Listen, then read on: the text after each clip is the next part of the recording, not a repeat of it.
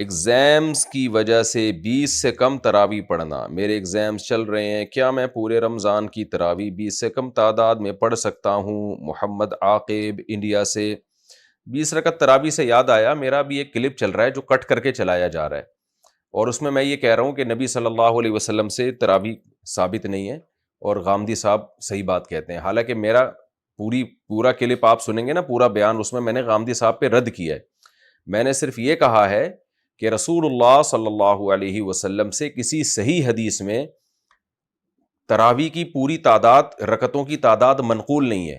ایک ضعیف حدیث ہے جس میں آتا ہے کہ آپ نے 20 پڑھی ہیں، لیکن اس ضعیف حدیث کی تائید حضرت عمر کے عمل سے ہوتی ہے، کیونکہ حضرت عمر رضی اللہ تعالیٰ عنہ نے جب 20 رکعتیں شروع کروائیں اور پھر پورے عالم اسلام میں 20 رکعتیں شروع ہو گئیں، تو یہ اس بات کی واضح دلیل ہے کہ حضرت عمر نے بھی 20 پڑھی تھیں اور نبی نے بھی 20 پڑھی ہوں گی، کیونکہ حضرت عمر بدعتی نہیں ہو سکتے۔ جیسے کہ امام ابو حنیفہ سے پوچھا گیا نا کہ آپ 20 رکعت تراویح کو جو سنت کہتے ہیں، اس کی آپ کے پاس کیا دلیل ہے؟ انہوں نے فرمایا ما رأیت عمر مبتدعا، میں عمر بن خطاب کو بدعتی نہیں سمجھتا۔ تو یہ ہو نہیں سکتا کہ عمر بن خطاب نے اپنے طور پہ ایک کام شروع کر لیا ہو۔ تو میرا مقصد یہ تھا کہ نبی صلی اللہ علیہ وسلم سے صراحتاً ہمیں نہیں ملتا کہ آپ نے تراویح کی کتنی رکعتیں پڑھی ہیں، لیکن دلالتاً ملتا ہے ہمیں۔ تو وہ والی بات آدھی کاٹ کے لوگوں نے کلپ چلا دیا، اور ابھی J T R media house پہ ہمارے استاذ ہیں حضرت مفتی محمد صاحب، اللہ ان کی عمر میں برکت دے، تو ان سے بھی کسی نے پھر یہ سوال پوچھا کہ میرے بارے میں کہ مفتی طارق مسعود نے کہا ہے کہ نبی صلی اللہ علیہ وسلم سے تو تراویح کی نماز ثابت ہی نہیں ہے۔ تو ان تک بھی پوری بات نہیں پہنچی تھی، سوال کرنے والے نے ایسے ہی پوچھ لیا، تو انہوں نے بھی پھر بتایا کہ نہیں، میں نے غلط کہا ہے، گویا کہ ایسا نہیں ہے، بلکہ نبی سے تو ثابت ہے۔ تو میں یہ وضاحت کرنا چاہتا ہوں کہ میرا کلپ کٹ کر کے چلایا گیا ہے، آدھا چلایا گیا ہے۔ تو میں نے الزامی طور پر کہا تھا کہ پھر تو، یعنی وہ اہل حدیث پہ رد کرنے کے لیے یہ کہا تھا کہ اہل حدیث کہتے ہیں کہ نبی صلی اللہ علیہ وسلم 8 رکعت پڑھا کرتے تھے رمضان اور غیر رمضان میں، تو میں نے اس پہ رد کیا ہے کہ اس کا تراویح سے کوئی تعلق نہیں ہے اس حدیث کا۔ یہ تو ایک رمضان غیر رمضان میں آپ صلی اللہ علیہ وسلم کا عام معمول تھا۔ تراویح میں ہمارے پاس جو اصل ملتی ہے وہ تو نبی صلی اللہ، وہ حضرت عمر کے عمل سے ملتی ہے، اور حضرت عمر کے عمل سے ہی یہ پتہ چلتا ہے کہ نبی نے بھی اتنی پڑھی ہوں گی، کیونکہ حضرت عمر بدعتی نہیں ہے۔ اب غامدی صاحب نے تو کہہ دیا کہ نبی سے چونکہ ثابت نہیں ہے تو لہذا تراویح سرے سے کوئی نماز ہی نہیں ہے۔ تو اس میں نے یہ کہا تھا کہ اہل حدیث حضرات اگر نبی کے عمل کو دلیل بناتے ہیں، وہ عمل جو بخاری میں منقول ہے، تو پھر تو غامدی صاحب کی بات ٹھیک ہے۔ اب ایسا نہ ہو یہاں تک پھر کٹ کر کے کلپ چلا دیں لوگ کہ پھر تو غامدی صاحب صحیح کہتے ہیں، نبی سے تو ہمیں صراحتاً نہیں ملتا۔ تو ہم تو دیکھتے ہیں خلفائے راشدین کے عمل کو، خلفائے راشدین کا عمل ہمارے لیے بذات خود حجت ہے، کیونکہ خلفائے راشدین بدعت نہیں کر سکتے۔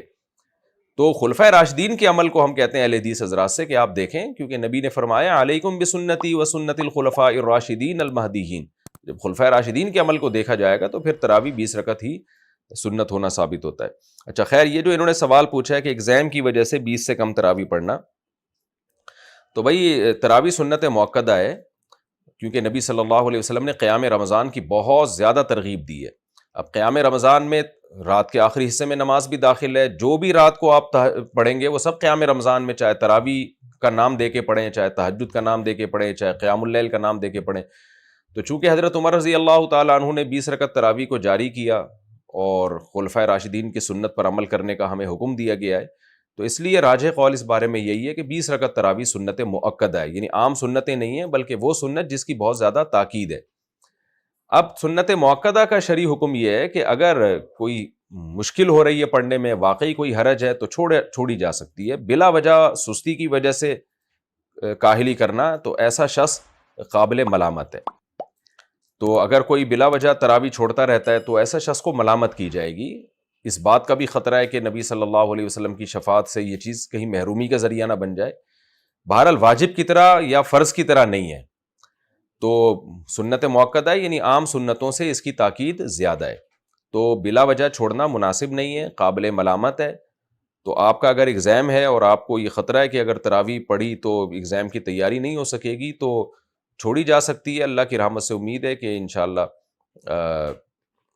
گناہ نہیں ہوگا، لیکن یہ بھی دیکھنا چاہیے کہ ایک ایگزام آخرت میں بھی تو ہے نا، تو آخرت کے ایگزام کی تیاری کے لیے بھی تو ہمیں کچھ کرنا ہے۔ بہرحال سنت مؤکدہ میں اگر کبھی تھکاوٹ ہو، بہت زیادہ کوئی مسئلہ ہو، کوئی ایگزام سر پہ آ گیا ہے، تو اس میں چھوڑنے کی گنجائش ہے۔ جتنی اللہ توفیق دے پھر اتنی تراویح پڑھ لیں، مکمل نہ چھوڑیں، تو کوئی حرج نہیں ہے انشاءاللہ اس میں۔ کیا وطر کی نماز عشاء کا حصہ ہے اور اس کی نیت میں عشاء کے وطر کا ذکر کرنا ضروری ہے؟ خرم مغل ابو ظہبی سے۔ نہیں جناب، وطر ایک مستقل نماز ہے، عشاء کی نماز کا حصہ نہیں ہے۔ نیت بس اتنی کافی ہے کہ وطر پڑھ رہا ہوں، بس اتنی نیت۔ میری ناک میں زخم ہو گیا ہے، کیا میں صرف ماتھا زمین پر رکھ کر نماز پڑھ سکتا ہوں؟ مشتاق احمد مکہ مکرمہ سے۔ جی، ناک ٹکانا اگر ممکن نہیں رہا ہے تو مجبوری میں صرف ماتھا زمین پہ رکھیں گے تو نماز انشاءاللہ ہو جائے گی۔ میں نے عمرہ کیا تھا، جب عمرہ ختم ہوا تو 15-20 منٹ، یہ کسی خاتون نے پوچھا ہے، تو 15-20 منٹ بعد ماہواری محسوس ہوئی۔ اب پتہ نہیں کہ عمرہ کرنے کے دوران شروع ہوئی تھی یا عمرہ پورا کرنے کے بعد۔ اس صورت میں مجھے کیا کرنا چاہیے؟ ام ایمان سعودی عرب سے۔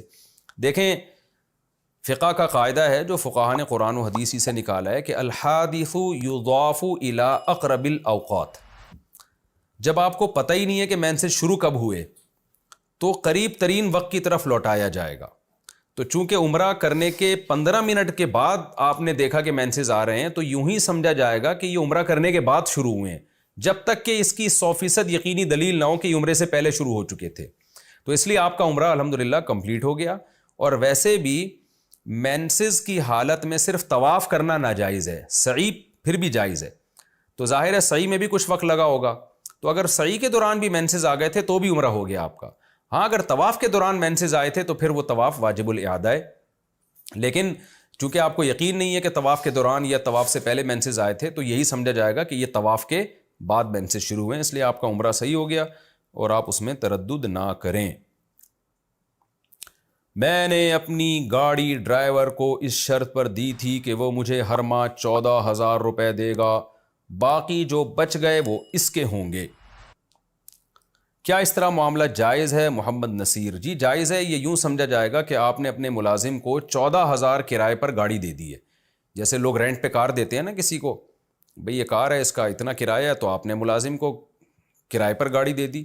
لیکن اب اس میں یہ ہے کہ اگر وہ گاڑی چلائے یا نہ چلائے، اس کو پروفٹ زیادہ ہو کم ہو، اس کو بہرحال 14,000 آپ کو دینے پڑیں گے۔ یہ خوب سمجھ لیں، کیونکہ رینٹ پہ جو چیز ہے اس کا پھر اس کے پروفٹ سے تعلق نہیں ہے جو وہ کما رہا ہے۔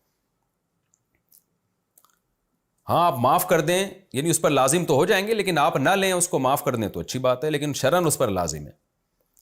کیا کمپنی کے وائی فائی کا پاس ورڈ آس پاس کی دکان والوں کو دے سکتا ہوں، جبکہ ایسا کم کرنے سے کمپنی پر کوئی اضافی خرچ نہیں آتا؟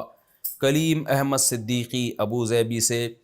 جناب، کمپنی پر کوئی اضافی خرچ تو نہیں آتا، لیکن جب بہت سارے لوگ کمپنی کا نیٹ استعمال کریں گے تو اسپیڈ تو بہرحال سلو ہو جائے گی نا، آہستہ ہو جائے گی، یہ بھی تو کمپنی کا نقصان ہو رہا ہے۔ اس لیے کمپنی سے آپ پہلے پرمیشن لے لیں اس کی۔ تو اگر وہ صراحتاً پرمیشن دے دیں یا دلالتاً کا مطلب یہ ہے کہ آپ کمپنی کو بتا دیں کہ بھائی لوگ ایسا کر رہے ہیں، کمپنی اس پہ خاموشی اختیار کرتی ہے کہ کر رہے ہیں، تو اس کا مطلب وہ راضی ہے اس پر، پھر آپ بھی دے دیں۔ لیکن اگر کمپنی اس پہ ایکشن لیتی ہے بھائی یہ کیوں ہو رہا ہے، تو پھر آپ کے لیے یہ جائز نہیں ہے۔